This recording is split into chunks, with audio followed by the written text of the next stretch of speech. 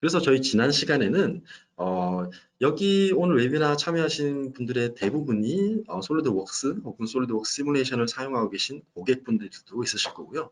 그렇지 않으실 분들도 계실 것 같습니다. 일단 시뮬리아 웍스의 기본적인 대전제는 솔리드웍스나 솔리드웍스 시뮬레이션을 사용하고 계신 고객들이 다소 시스템 브랜드가 자랑하는 시뮬레이션 전문 브랜드인 시뮬리아와 합해져서 어드밴스드 시뮬레이션들을 클라우드상에서 여러분들께서 수행할 수 있도록 제공하는 3D 익스피리언스 웍스의 서브 브랜드라고 보시면 될 것 같습니다. 만약에 솔리드웍스를 사용하고 계시지 않은 고객이라고 하더라도 전혀 상관이 없습니다. 솔리드웍스가 솔리드웍스를 보유하고 계실 경우에 그 활용도가 조금 더 높아질 뿐이지 없으시다고 해도 저희의 롤을 사용하는 것은 문제가 없으시니 웨비나를 좀 잘 들어주시면 좋겠습니다. 지난 시간에는 이제 솔리드웍스 데스크탑에서 솔리드웍스나 솔리드웍스 시뮬레이션을 사용하는데 저희가 스트럭처럴 퍼포먼스 엔지니어나 스트럭처럴 메카닉스 엔지니어에 대해서 매우 다양한 롤과 해석 영역이 있지만 이 두 가지 롤에 대해서 포커스를 맞춰서 여러분들께 설명을 드렸었죠. 그 이유는 제 웨비나의 주제인 비선형과 연관이 있습니다. 그 비선형 해석을 좀 더 원활하게 그리고 탁월하게 계산할 수 있는 능력을 겸비한 롤이기 때문입니다. 그럼 다시 한번 복습을 해볼까요? 자, 가운데 있는 스트럭처럴 퍼포먼스 엔지니어 같은 경우에는 애니메이션이 실행이 돼야 되는데 이제 되네요. 애니메이션이 실행이 되는데 지난주에 보셨던 화면입니다.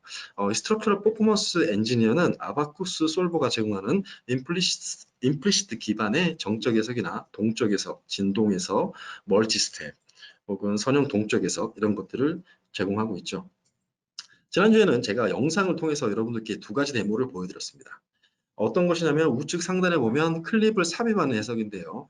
이와 같은 버크를 삽입하였을 때 취약부에 발생하는 응력이 얼마인지 혹은 이 두 개의 파트가 컨택하였을 때, 즉 접촉하였을 때 발생하는 컨택 프레셔 등이 어떠한지 그런 것들을 살펴보는 예제를 보셨고요. 아래쪽에 있는 링 인서션, 이 O형처럼 생긴 링이 이러한 구조물에 끼워지는 형상인데요. 지난주에는 비선형 정적 해석과 비선형 동적 해석의 결과를 비교해서 동적 효과를 얼마나 효율적으로 여러분들께서 스트럭처럴 퍼포먼스 엔지니어라는 롤로 구현할 수 있는지에 대해서 살펴보았습니다. 조금 더 나가서 이와 같이 애니메이션에 가까울 정도의 높은 수준의 시뮬레이션을 제공하는 솔리드웍스 저희 브랜드에서 시뮬리아 웍스가 제공하는 가장 상위 버전의 구조 해석 롤이죠. 스트럭처럴 메카닉스 엔지니어에서는 제가 파이프 휘핑이라고 해서 우측 상단에 보시는 그림처럼 파이프를 휘둘렀을 때 또 다른 파이프와 접촉을 하고 그때 발생되는 다양한 물리학, 예를 들어서 소성 변형이라든지 컨택 프레셔라든지 그리고 변형이라든지 이런 것들을 살펴보는 예제를 확인하셨습니다. 제 기억으로도 그리고 여러분 기억으로도 본 예제는 굉장히 빠르게 구성해서 해석할 수 있음을 확인할 수 있었죠. 아래쪽에 있는 것은 좀 메탈 포밍이라고 해서 우리가 그냥 어떠한 하중을 주었을 때 처짐량을 계산한 게 아니라 실질적으로 소성 가공을 하였을 때 어떠한 현상이 발생할 수 있는지 스트럭처럴 메카닉스 엔지니어로 여러분들께서 시뮬레이션 해보실 수 있습니다. 오른쪽에 있는 그림이 약간 탁하긴 한데요. 오른쪽에 있는 지그들이 이 철판을 잡고 있고 왼쪽에 있는 리지드 바드가 아랫방향으로 확 내려왔을 때 그 주어진 시간 동안 이 금속이 어떻게 비선형 동쪽으로 움직이면서 소속 변형을 하는지 시뮬레이션 하는 예제를 보여드렸습니다.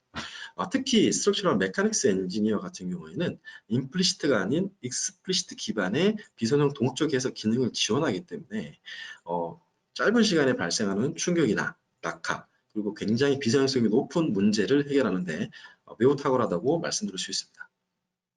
그래서 지난주에는 우리가 시뮬리아 웍스가 제공하는 시뮬레이션 기능단에서 우리가 어떤 해석을 할 수 있고 어느 한 수준의 예제를 할 수 있는지를 살펴보았다면 이번 주에는 지난주에 예고해드렸던 것처럼 시뮬리아 웍스의 워크플로우를 한번 살펴보도록 하겠습니다. 혹시 이 녀석들 기억나시나요?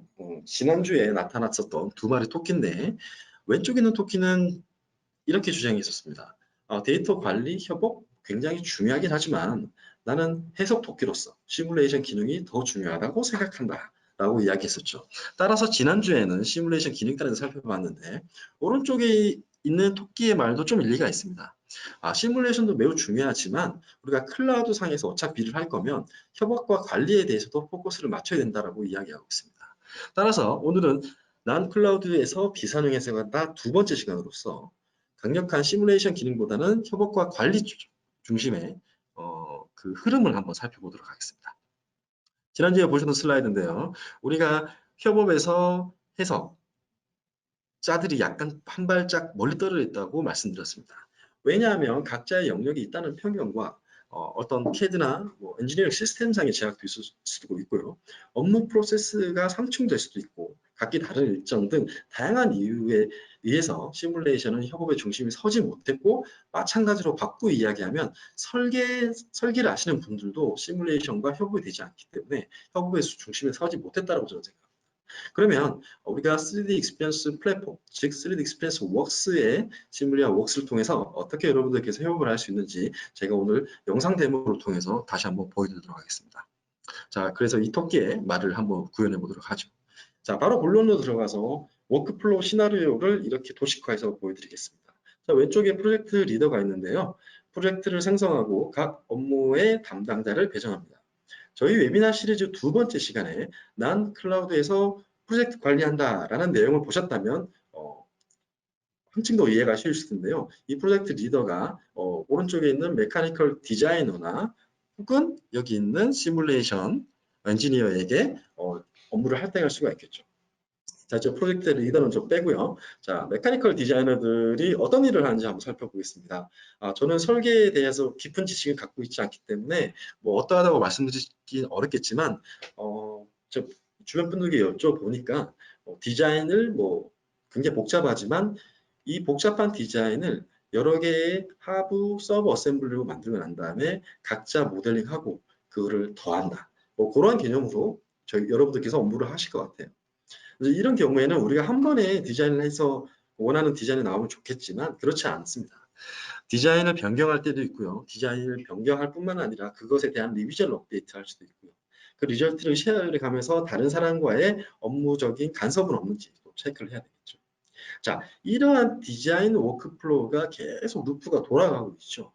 이 가운데 제가 오늘 말씀드리고자 하는 워크플로우의 주요 목적은 이 메카니컬 디자이너들의 협업에 전혀 간섭 혹은 방해를 하지 않고 시뮬레이션을 할 수 있다는 것입니다. 자, 그게 무슨 얘기냐면은 우리가 디자인을 하고 난 다음에 해석을 위해서 해석용 지오메트리를 따로 만들고 그것을 어떤 스텝 파일이나 특정한 파일로 뱉어주죠. 그러면 시뮬레이션 엔지니어는 그것을 임포트해서 해석을 하게 됩니다. 그렇게 되면은 일단 우리가 이 디자인 루프 안에서 해석이 떨어져 버리기 때문에 협업하고 있다라고 이야기할 수 없습니다. 따라서 그런 것들을 살펴볼 건데요. 예전은 어떤 그 장애우분들이 사용하시는 이제 인공 레그라고 할 수 있겠네요. 이런 의족이 있는데 굉장히 좀 설계가 복잡하고 잘 되어 있습니다. 여기에 핵심 부품이라고 하는 이렇게 생긴 부품이 있습니다. 잘은 모르겠지만 체중이 가해졌을 때 이 부품에 발생하는 응력 혹은 좌굴 여부 이런 것들이 저는 굉장히 궁금한데요. 해석자로서 그런 것들을 감안해서 조금 더 경량화할 수 없는지를 살펴보도록 할 것입니다. 그래서 이렇게 경량화를 하기 위해서는 최종적으로 왼쪽에 오리지널 디자인을 오른쪽에 있는 이런 좀 경량화된 디자인으로 변경해 나갈 것입니다. 따라서 이러한 해석이나 그런 것들은 플랫폼 내에서 이루어지고 설계의 변경 같은 것들은 솔리드웍스 내에서 그대로 실행이 됩니다. 자, 그러면 지금부터 영상을 통해서 워크플로우를 한번 설명해 드리겠습니다. 영상을 보시면서 약간 복잡한 거 아닌가라고 생각할 수도 있을 것 같아요. 하지만 좀 편안하게 시청을 하시고 그 이후에 제가 슬라이드를 통해서 다시 한번 영상의 내용이 무엇인지 정리해 드리는 시간을 갖도록 하겠습니다. 자, 솔리드웍스 내에서 디자인을 하고 난 다음에 그 데이터를 클라우드에 저장해 두었습니다. 자, 저는 솔리드웍스 PLM 서비스를 통해서 클라우드 내에 저장되어 있는 이 디자인을 다시 불러옵니다. 그리고 제가 변경을 하게 될 디자인에 대해서 살펴봅니다. 이미 설계 엔지니어가 잘 디자인을 하였고 이것은 오리지널 디자인, 즉 리비전 A로 저장되어 있습니다. 자, 그러면 리비전 A에 대한 구조 성능 평가를 위해서 일단 저는 클라우드에서 해석을 하고자 합니다. 따라서 솔리드웍스 내에서 바로 PLM 서비스 탭에서 보시는 것처럼 바로 플랫폼으로 진입을 하고 이 설계 디자인을 살펴봅니다. 자, 여러 가지 파트로 구성되어 있는데요. 트리를 전체 확정을 하게 되면 이와 같은 턴테이블 형태로 서브 어셈블리라든지 파트 등이 이렇게 여러분들께서 확인할 수가 있습니다. 그럼 본격적으로 해석을 하기 위해서 이 모델을 열어보겠습니다. 제가 관심 있는 영역은 발목 인근에 있는 주요 부품이죠. 따라서 그 부분을 다시 한번 열어주고 휙휙 돌려보면서 디자인이 이렇게 되어 있구나 라고 살펴봅니다. 자, 그러면 내가 관심 있는 영역을 열고 메쉬를 하고 구조 해석을 해야 되는데 저의 해석의 목적은 설계 엔지니어가 구성해 놓은 지오메트리를 건들고 싶지 않습니다. 왜냐하면 그것을 건들게 되면 설계 의도와 좀 변경될 수가 있기 때문에 저는 별도의 Abstraction Shape, 즉 임의의 쉐입이라고 하는 오브젝트를 만들고 거기에 원본 CAD를 복사하듯이 집어넣고 난 다음에 이 CAD를 시뮬레이션에 적합한 형태로 간략화하여 시뮬레이션을 하고자 합니다. 자, 보시는 것처럼 왼쪽에 있는 시뮬레이션 모델 프리페어레이션이라는 앱을 선택을 하게 되면 현재 여러분들이 같은 파트 내에 있는 어떤 지오메트리가 하나 있죠. 리비전 A4 시뮬레이션이라고 제가 카피를 해두었습니다.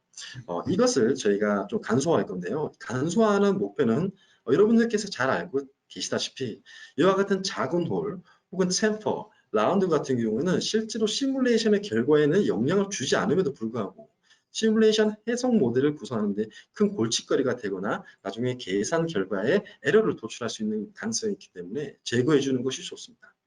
따라서 저는 그 같은 파트 내에 시뮬레이션용 지오메트리를 빠르게 생성을 하고 지금 보시는 것처럼 이렇게 챔퍼 같은 것들을 없애고 있죠. 자, 아래쪽에 있는 탭들은 이런 지오메트리를 핸들링할 수 있는 다양한 기능을 제공하고 있는데 여러분들이 시뮬리아 웍스의 롤에 도입하시게 되면 이러한 앱들을 활용할 수가 있습니다. 자, 보시는 것처럼 이렇게 라운드도 처리를 해주고요. 좀 간략화 좀 해보겠습니다. 자, 최종적으로 이처럼 훨씬 간략화된 모델이 만들어졌고요. 그러면 저는 시뮬레이션을 위한 유한 요소 모델, 즉 메쉬를 생성하여야 합니다. 자, 메쉬 생성 앱을 다시 들어가서요. 본 지오메트리에 대해서 메쉬를 하여야 되는데 제가 방금 수정했던 모델을 선택을 하고 메쉬를 하고 물성치를 부여하는 과정을 보고 계십니다. 자, 시스템이 자동적으로 어떤 메쉬 사이즈가 좋을 것인지 권장하는 값이 있습니다. 그 값을 그대로 사용하셔도 되고 해석 목적에 따라서 저처럼 조금 더 메쉬를 좀 파인하게 구성하셔도 상관이 없죠. 라이브러리 형태로 저장되어 있는 다양한 머테리얼이 있는데 그 중에 저는 알루미늄을 선택하여 머테리얼로 부여하였습니다. 자, 이제 해석력 지오메트리가 만들어졌고 해석에 필요한 메쉬가 만들어졌기 때문에 저는 본격적으로 아바쿠스 기반의 구조 해석을 수행하고자 합니다. 식별을 위해서 현재 디자인이 리비전 A이기 때문에 리비전 A에 대한 시뮬레이션이라고 이름을 명명하고요. 강도 평가를 위한 정적 해석 스텝, 즉 비선형 정적 해석 스텝을 정의해 줍니다. 보시는 것처럼 간단하게 아래쪽에 경계 조건을 잡아주고 어떤 이것을 착용했을 때 발생하는 하중을 예상했을 때 약 한 100kg 정도의 하중을 예상해서 마이너스 방향으로 981N 정도를 정해 주었습니다. 자, 보시는 것처럼 오른쪽에 있는 트리를 다 녹색으로 바꾸고 난 다음에 시뮬레이션을 수행하니까 보시는 것처럼 이렇게 스트레스 컨트롤가 잘 나와서 강도 해석이 끝났습니다. 살짝 보니까 왼쪽이 좀 더 빨간 걸 보니까 이제 응력 분포가 고르지 않다는 것이 확인되었습니다. 저는 여기서 자굴 평가를 위한 자굴 해석을 추가적으로 수행하고자 합니다. 강도는 만족하겠지만 얘가 어느 정도 세장체이기 때문에 어떤 특정 하중을 가했을 때 얘가 버클, 즉 좌굴 현상이 발생할 수가 있겠죠. 그것을 위해서 아주 유사한 경계 조건과 하중을 주게 되는데요. 자굴 해석 특성상 유닛 하중을 주게 되고 버클링 아이젠 밸류 값을 계산하게 됩니다. 아시는 분들은 아시겠지만 이 아이젠 밸류는 해당 버클링을 일으킬 수 있는 하중의 크기라고 이해하시면 되고요. 보니까 굉장히 여분이 있어 보입니다. 자, 그러면 이렇게 좀 약간 과도하게 설계되어 있는데 이것을 저는 솔리드웍스로 다시 돌아와서 설계를 변경해 보겠습니다. 자, 그러면 원래 오리지널 파트를 열어서 휙휙휙 이렇게 리비전 B의 모델로 변경을 하겠습니다. 자, 그러면 제가 이게 변경한 이유를 좀 알려줄 필요가 있고, 이제 플랫폼 내에서 클라우드 저장할 때 리비전 B로 저장을 하는데, 저는 좀 격려가 목적이기 때문에 리비전 커멘트도 적어주고요. 모델이 변경되었기 때문에 클라우드에 다시 한번 이런 식으로 저장을 하게 됩니다. 자, 저장을 하고 플랫폼으로 다시 돌아가게 되면 앞서 제가 구성했었던 시뮬레이션 모델도 역시 존재하지만 제가 새로 추가한 리비전 B 모델도 보입니다. 여기서 다시 한번 시뮬레이션을 위해서 리비전 B의 해석용 지오메트리를 생성하고 이것을 다시 간략화하는 그런 과정을 다시 한번 해보겠습니다. 굉장히 중복적인 내용이기 때문에 간단하게 좀 넘어가도록 하겠습니다. 자, 최종적인 지오메트리, 리비전 B를 위한 해석용 지오메트리가 구성되었습니다. 자, 여기서 다시 한번 모델을 선택하고 메시를 주고 물성치를 부여합니다. 여기서 굉장히 중요한 것은 저희들이 메시를 여러 개 추가하고 해석용 지오메트리를 여러 개 추가하지만 여러분들께서 실제로 다루는 오브젝트는 원래의 솔리드웍스 파트라고 보시면 됩니다. 그 파트 오브젝트 혹은 시뮬레이션 오브젝트 내에 여러분들께서 구성하셨던 오리지널 CAD, 메시, 시나리오, 해석 결과 그런 것들이 모두 연동되기 때문에 데이터 추적이 매우 용이한 것이죠. 자, 유사한 해석을 수행하니까 스트레스 컨트롤가 양쪽에 고르게 분포되어 있기 때문에 앞선 해석에 비해서 응력 분포가 좀 자연스러워졌습니다. 그뿐만 아니라 강도적으로도 만족을 하겠죠. 이번에는 따로 시뮬레이션 오브젝트를 만드는 것이 아니라 이 시나리오 내에서 버클링 해석을 동일하게 수행해 보겠습니다. 자, 제가 선택했던 여러 가지 메시 리프레젠테이션 중에서 리비전 B에 해당되는 것을 선택해서 이처럼 버클링 해석을 하겠습니다. 자, 보시는 것처럼 우리가 해석을 할 때 하나의 파트의 디자인을 변경을 하여도 여러분들께서 원하는 만큼 메시를 추가하시고 파트를 추가하시고 해석용 지오메트리를 추가하셔도 원본 CAD 파일과 연결이 되어 있기 때문에 굉장히 데이터 관리가 쉽고 보시는 것처럼 릴레이셔널 익스플로러라고 하는 앱을 통하면 모든 오브젝트들과 간의 연관관계성을 살펴볼 수가 있습니다.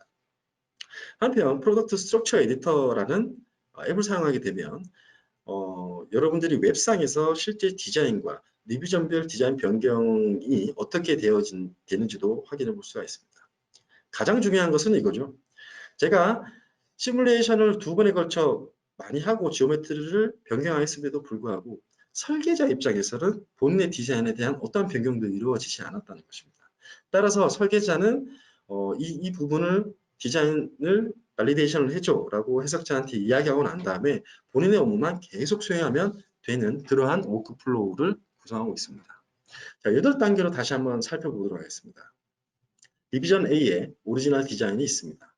자, 여기서 동일 파트 내 플랫폼으로 넘겨서요. 동일 파트 내 시뮬레이션용 쉐입을 생성하라고 이를 단순화하여 메시를 생성합니다. 그러면 앞서 보셨던 것처럼 강도 평가 및 좌구 평가를 간단하게 수행했고요.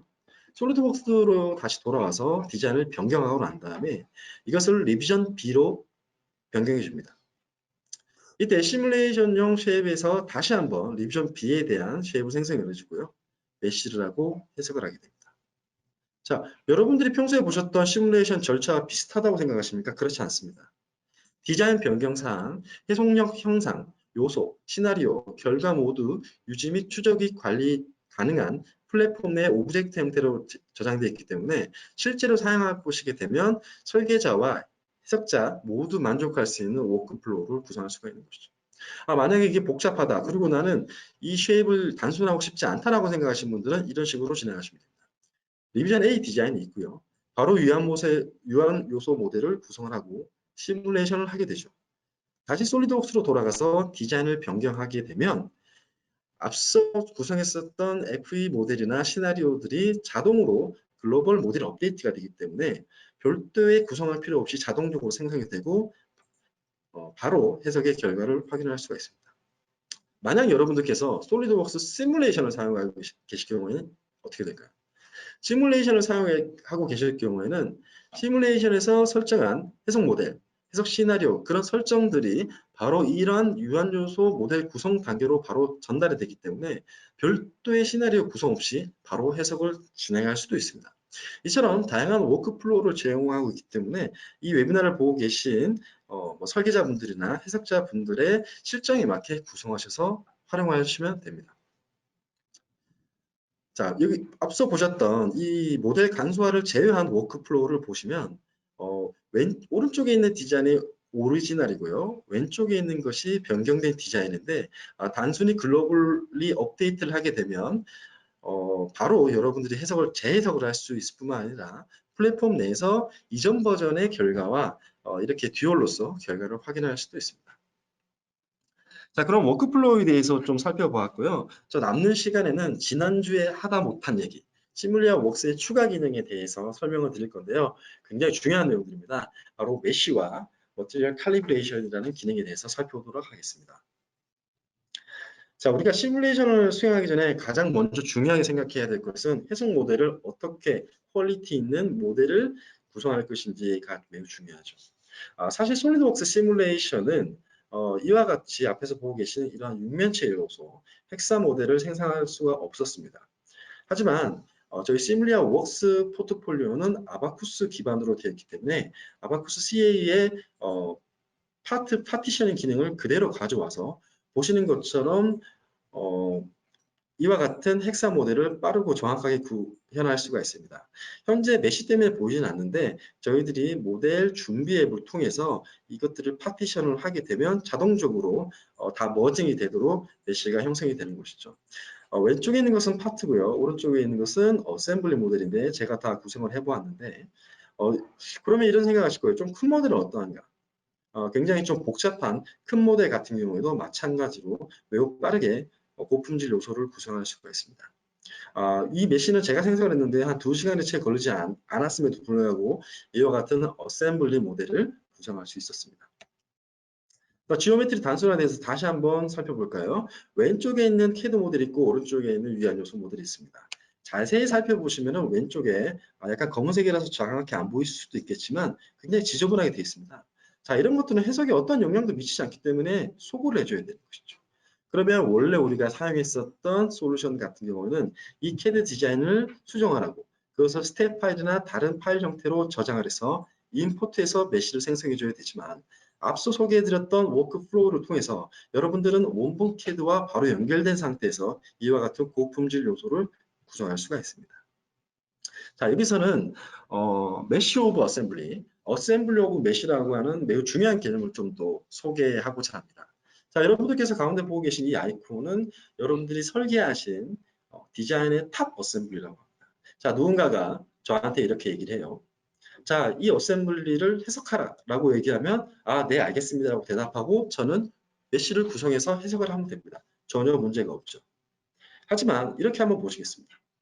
이 탑 어셈블리는 다양한 하부 어셈블리 혹은 파트로 구성되어 있죠.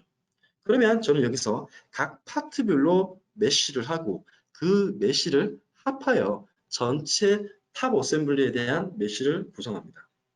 그럼 앞서 보여드렸던 탑 어셈블리를 그대로 메쉬하는 것과 별 차이는 없지만 중요한 것은 바로 체계적 모델이 관리가 가능하고 다양한 모델 표현이 가능하고 해석 효율이 증대됩니다. 그 말이 무슨 말이냐면 제가 모델을 변경할 경우 혹은 FE 요소를 재활용하고자 할 경우 그럴 경우에 이처럼 파트 단위로 메쉬를 해놓게 되면 여러분들께서 다양하게 해석 모델을 구성할 수가 있죠. 더 나아가서 앞서 보셨던 데모 영상에서 보셨던 것처럼 이 특정 파트, 자, 노란색에 있는 파트는, 노란색 파트는 CAD 파트입니다. 하지만 저는 해석용 지오메트리를 이처럼 파생적으로 형성을 해서 오른쪽에 있는 다양한 형태의 요소라든지 모델을 또 적용할 수가 있는 것이죠. 따라서 시뮬리아 웍스에서 제공하고 있는 이 어셈블리 오브 메쉬의 컨셉은 여러분들이 여태까지 경험해보지 못하셨던 시뮬레이션 모델을 구성하는 방식을 제공하고 있기 때문에 저는 사용해본 결과 매우 만족을 하고 있습니다. 언제 어디서든 가령 예를 들어서 왼쪽에 있는 파트를 재활용한다 그러면 이 파트에 메쉬가 물려있기 때문에 다시 메쉬를 할 필요가 없이 다른 해석이나 다른 제품을 또 활용할 수 있다는 것입니다. 이것이 바로 자유롭고 다양한 요소 모델 구성 및 관리 가능한 기능이라고 볼 수 있습니다. 자, 앞서 보여드렸던 이 라지 어셈블리에 대한 메시도 마찬가지입니다. 자, 오른쪽에 보시는 것처럼 저 탑 어셈블리, 글로벌 FM 모델에는 어떠한 요소도 들어가 있지 않습니다. 하지만 하부에 있는 파트는 자, 제가 가리키고 있는 이것은 CAD 디자인이고요. 이 바로 밑에 있는 것은 동일한 파트 내 존재하는 해속력 지오메트리고 그것에 의해서 만들어진 FM 모델들이 이런 식으로 쫙 나열되어 있는 것이죠. 한 번만 생성을 해놓으면 내가 원할 때마다 취사 선택하여 글로벌 FEM으로 모델로 그 호출하여 사용할 수가 있는 그러한 강력한 장점을 가지고 있습니다. 이번에 쉘 모델은 어떻게 할까요? 우리가 솔리드 해석만 하지 않습니다. 쉘 해석도 매우 필요한데요. 자, 왼쪽에 보시는 것처럼 캔을 압축하여 아래와 같은 시계열에 따른 캔 압축을 하는 굉장히 비선형 해석을 수행한다고 예상해 보겠습니다. 그런데 우리가 솔리드웍스에서 모델링 해놓은 것이 하필이면 솔리드 바디입니다. 이것을 쉘로 어떻게 모델링 하느냐? 시뮬리아 웍스에서는 어떠한 지오메트리를 인식을 해서 바로 쉘 엘리멘트로 만들 뿐만 아니라 오른쪽에 있는 대화 상대체처럼 이 쉘에 연관되어 있는 솔리드 바디를 통해서 바로 뚜기를 부여할 수 있기 때문에 솔리드 요소를 활용한 쉘 모델을 매우 효율적으로 생성할 수가 있습니다. 자, 다음으로 실험실의 결과를 엔지니어링 데이터로 변경하는 방법에 대해서 한번 설명드리겠습니다. 자, 머테리얼 칼리브레이션이라고 이제 명명되어 있는데요. 자, 오른쪽에 시편 테스트를 해서 아래쪽에 있는 제가 가리키고 있는 요 커브의 형태를 따라간다고 생각해 보겠습니다. 전형적인 탄성 소성 재료이죠. 금속의 성질입니다. 자, 만약에 이 실험의 결과를 우리가 해석에 활용하고 싶으면 어떻게 하시나요? 시뮬레이션 솔루션이 제공하고 있는 머테리얼 모델을 열어서 거기에 맞는 파라미터를 이 커브를 따라갈 만한 파라미터를 여러분들께서 추정을 하셔가지고 만들어서 사용하셔야 되죠. 하지만 머테리얼 칼리브레이션이라고 하는 앱은 이러한 실험 데이터를 바로 넣어주게 되면 이 실험 데이터에 해당되는 엔지니어링 데이터, 즉 재료 모델 파라미터를 자동으로 계산해 주기 때문에 저장해서 활용하실 경우에는 즉각적으로 회사의 자산이 될 수 있도록 이렇게 플랫폼 내에서 관리할 수 있는 앱입니다. 자, 예를 들어 볼까요? 탄소성 재료입니다. 자, 볼드색으로 빨간색으로 되어 있는 것은 실험치입니다. 물론 좀 더 실제 실험은 네킹이라든지 하드닝이 굉장히 복잡하게 나오겠지만 저는 이런 식으로 예를 하나 보여드립니다. 아래쪽에 있는 얇은 커브는 무엇이냐면 제가 잘 모르겠습니다만 자, 앱을 통해서 나는 탄소성 재료를 정의하고 싶어 라고 하면 일단 디폴트의 값으로 이와 같은 얇은 커브를 제한하게 되죠. 하지만 제가 활용하고 싶어 하는 것은 이 빨간색의 굵은 커브를 엔지니어링 데이터로 활용하고 싶기 때문에 제가 머티리얼 칼리브레이션 앱을 실행하게 되면 내부적으로 최적화 과정을 통해서 아래쪽에 들어가 있던 이 데이터를 참고해서 보시는 것처럼 왼쪽에 있는 ABN, 이 존슨급 파라미터에 대한 플라스틱에 대한 파라미터를 역으로 추정해서 여러분들께 주게 되는 것입니다. 그래서 실행을 하게 되면 실제로 값이 변경하게 되고 실험 데이터와 일치하게 되는 이러한 데이터를 취득할 수가 있는 것이죠. 너무 쉬운 예제 같나요? 그럼 하이퍼엘라스틱으로 넘어가겠습니다. 자, 하이퍼엘라스틱은 대체적으로 고무 같은 재료에 많이 활용되는데요. 고무 어떻습니까? 굉장히 복잡한 물리적 고동을 보이겠죠. 따라서 이러한 모델을 구성하기 위해서는 적어도 한 4가지의 실험 결과가 필요합니다. 유니액시얼, 바이액시얼, 플래너 혹은 볼루메트릭 이런 4개의 실험 커브를 제가 가져와서 임포트를 하였고요.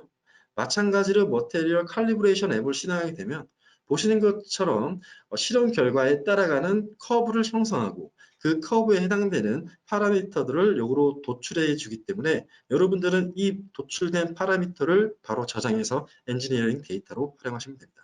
자, 여기서 하이퍼엘라스틱의 모델을 여 모델이라고 하는 재료 모델을 활용하였는데요. 이뿐만 아니라 한 6, 7개 정도의 하이퍼엘라스틱 모델이 더 있습니다. 이뿐만 아니라 굉장히 다양한 재료 모델을 제공하고 있기 때문에 여러분들이 실험 결과를 적당하게 취득한다면 이처럼 엔지니어링 데이터로 바로 변경해서 손쉽게 활용할 수가 있습니다. 자, 6주간에 걸쳐서 오늘의 제 마지막 웨비나인데요. 제가 어떻게 엔딩을 마칠까 고민하다가 3D 익스피리언스 웍스를 대표하는 4가지 키워드를 뽑아봤습니다. 첫 번째는 커뮤니케이션입니다. 자, 클라우드 내에서 여러분들이 협업을 하시기 때문에 커뮤니케이션이 원활해질 것이고요. 클라우드 내에서 데이터를 관리하면서 여러분들의 엔지니어링 결과물이라든지 혹은 업무 이력, 설계 변경사항 이런 것들의 추적성이 거의 완벽해집니다. 마지막으로 클라우드에 저장된 데이터는 회사의 자산이자 저희들의 지적 재산이기 때문에 이를 통해서 놀리지 베이스를 구축할 수가 있고요. 이러한 앞선 다양한 클라우드의 장점을 통해서 여러분들의 프로젝트 시간은 더욱더 단축될 것입니다. 따라서 6주간에 걸쳐서 여러분들께 설명드렸던 것은 디자인, 프로젝트 플래닝, 데이터 매니지먼트, 거버넌스, 시뮬레이션 등에 대해서 저희들이 다루었지만 사실은 3D 익스피리언스 플랫폼이라고 하는 이곳은 굉장히 다양한 앱과 롤, 솔루션이 존재하기 때문에 무한한 가능성과 포텐셜을 가져다 줄 수 있는 비즈니스 플랫폼이라고 저는 생각합니다. 저도 감히 다 이해하지 못했습니다. 왜냐하면 고객에 따라서 얼마든지 커스터마이징 할 수 있는 다양한 롤과 앱들이 존재하기 때문이죠. 자, 그래서 이 6주간의 웨비나를 좀 다시 보고 싶으시면 자, 솔리드웍스 코리아 유튜브, 너튜브 채널에 가시면 난 클라우드에서 웍스한다 시리즈를 다시 볼 수가 있을 뿐만 아니라 제가 또 추천드리는 컨텐츠가 있는데요. 자, 규리의 플랫폼 백서라고 하는 이 영상물 시리즈 지금까지 한 7편 정도 나왔는데요. 이것을 시청하시게 되면 플랫폼에 대한 기본 사용 방법에 대해서 여러분들께서 손쉽게 접근할 수가 있습니다. 그리고 특히 6편을 추천드리는데 굉장히 재밌는 컨텐츠니까 한번 클릭해 보시고 이 채널도 여러분들께서 구독해 주시면 감사하겠습니다. 이뿐만 아니라 여러분들께서 많은 고객분들께서 마이 솔리드웍스를 활용하시는데요. 트레이닝의 카탈로그에 들어가 보시면 솔리드웍스의 3D 익스피리언스 웍스의 다양한 롤들에 대한 소개와 활용 방법에 대해서도 학습할 수가 있습니다.